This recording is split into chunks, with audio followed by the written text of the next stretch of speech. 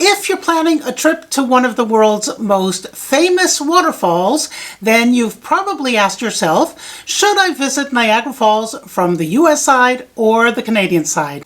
I'll cover the views, the attractions, the costs, and some insider tips that might surprise you. So grab a raincoat, metaphorically speaking, and let's dive in.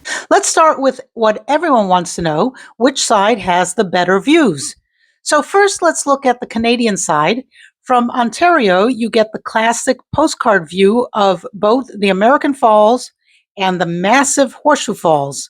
When people think of Niagara Falls, they're usually picturing the view from the Canadian side.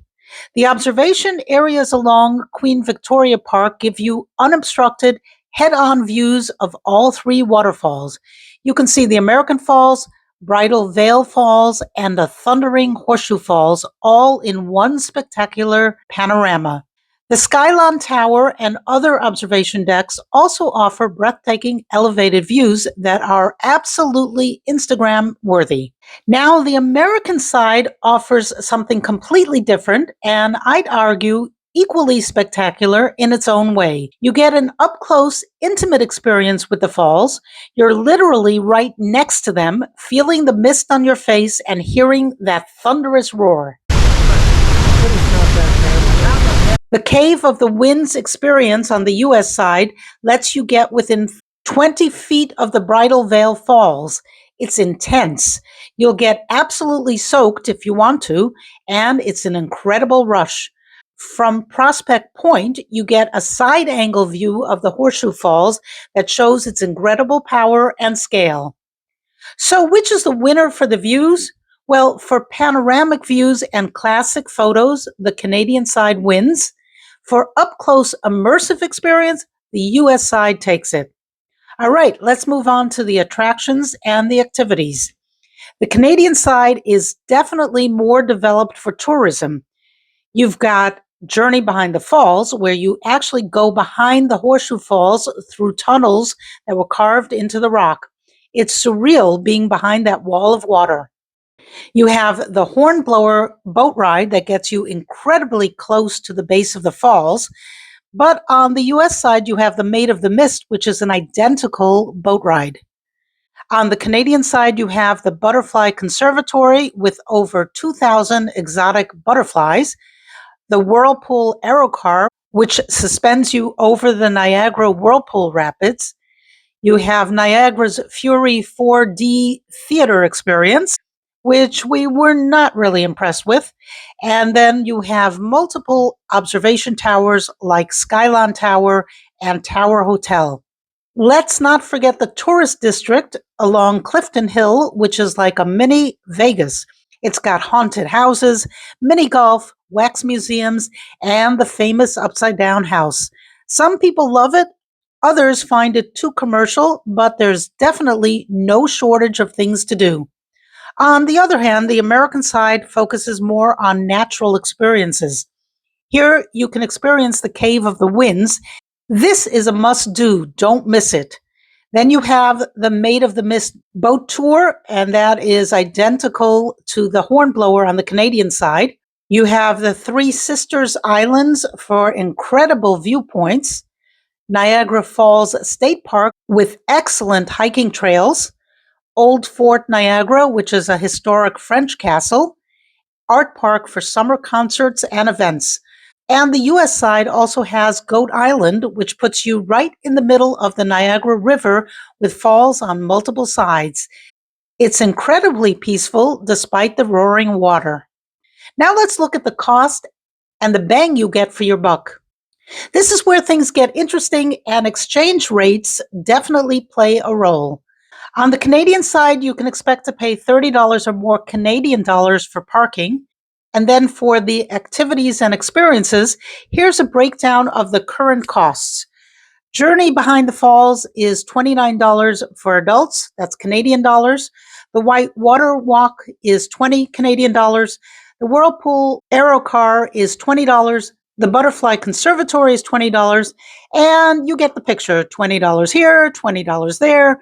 $20 everywhere. So you might be wondering, can you buy a package deal? And the answer is yes. If you plan on going to all of these attractions and more, then a package deal is the way to go. There are a few different choices for packages, but here's an example of the mid-tier one. And notice if you buy online, the price is significantly cheaper. This is a great deal for $89, that's Canadian dollars. You get a pass to Journey Behind the Falls, the White Water Walk, the Whirlpool Aerocar, the Power Station, the Butterfly Conservatory, and 2 days on the WeGo bus, the Falls Incline Railway, parking, and some coupons to local restaurants, shopping, etc. The online price of this pass for children 3 to 12 is 58 Canadian dollars. But it will cover 2 full days of entertainment, so I think it's a great deal. Now, this package does not cover a major attraction on the Canadian side, and that's the boat ride to the falls. On the Canadian side, it's called the Hornblower, and on the US side, it's called Maid of the Mist. There are tour companies that offer a multitude of package deals that include the Hornblower experience, Journey Behind the Falls, or even a zip line near the falls.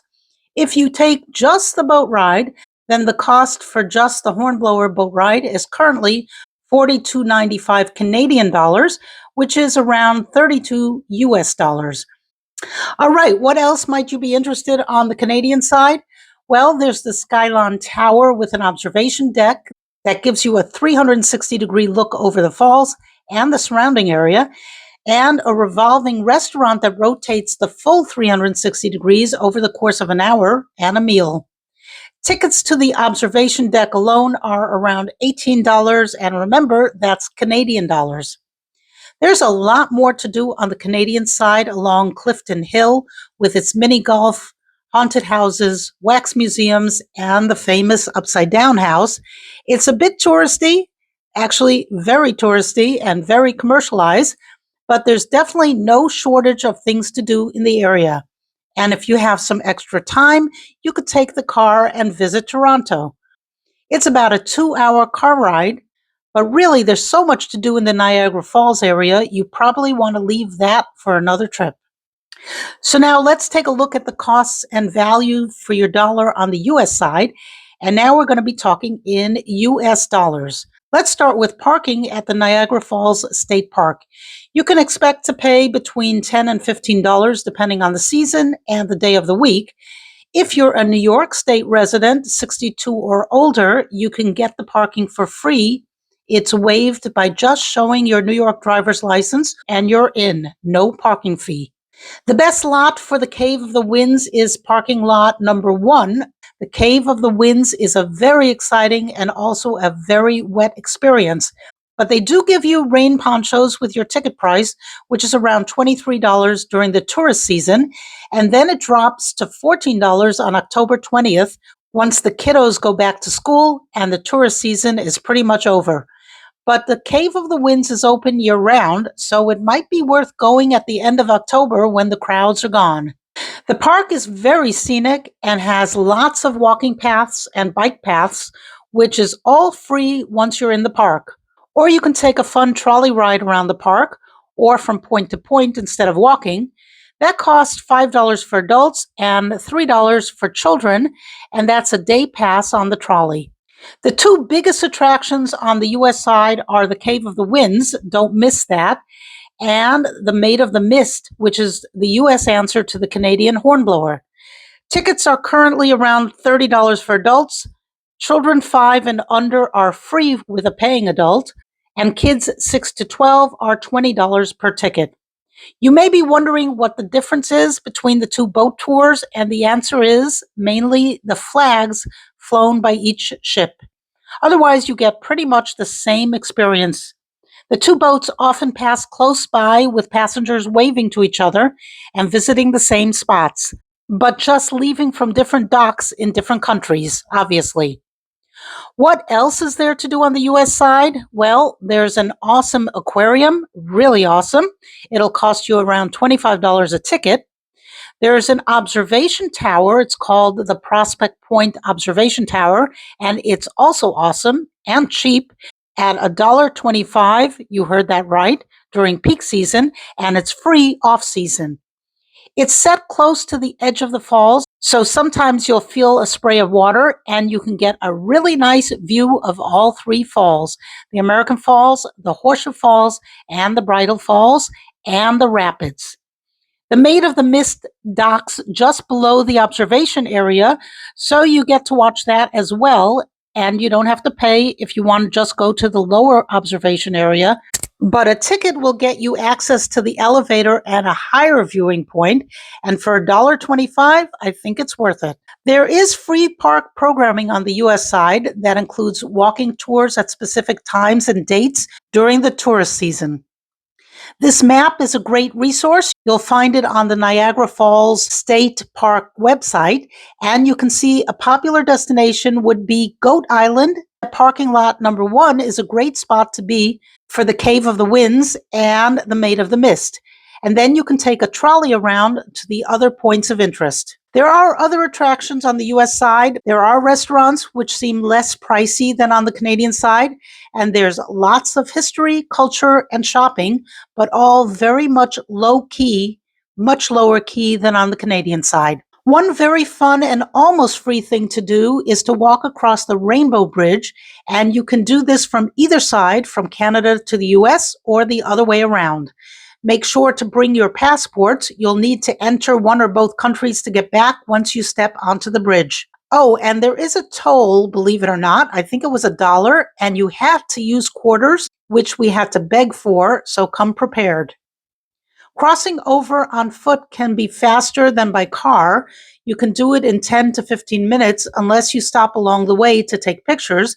And it's certainly more fun than sitting in a car. It's especially fun when you get to the halfway point and you can have your feet planted with one in the US and one in Canada. So there you have it. Both sides of the Niagara Falls offer incredible but different experiences. The Canadian side wins for panoramic views and tourist amenities, while the US side wins for up-close natural experiences and value. Niagara Falls is spectacular from anywhere you view it. If you enjoyed this review, please give it a thumbs up and consider subscribing to help me out. I really appreciate it. Thanks for watching. Bye.